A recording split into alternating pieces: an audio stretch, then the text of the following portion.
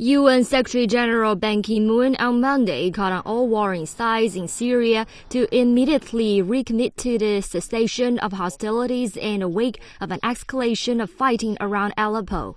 The Secretary-General is profoundly concerned about the dangerous escalation of fighting in and around Aleppo and the intolerable suffering counted in mounting death and destruction it is causing among civilians. He calls upon the warring Syrian sides to recommit immediately to the cessation of hostilities and to uphold their responsibility to protect civilians from the effects of the conflict. Meanwhile, in Geneva, talks are being held on how to salvage the ceasefire in Syria that began on February the 27th.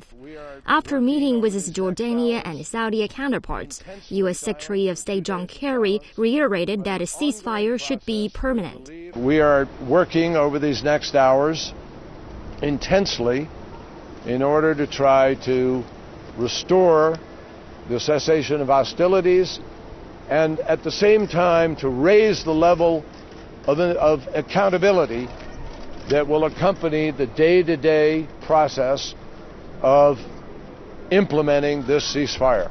Kerry said both the U.S. and Russia had agreed to send additional personnel to Geneva to discuss further actions.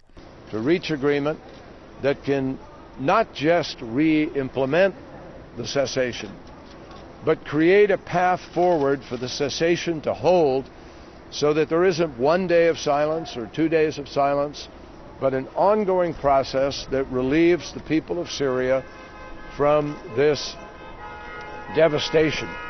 Clashes are being reported to resume in Aleppo when the al-Qaeda-linked Nusra Front unleashed repetitive large-scale attacks on Syrian military positions.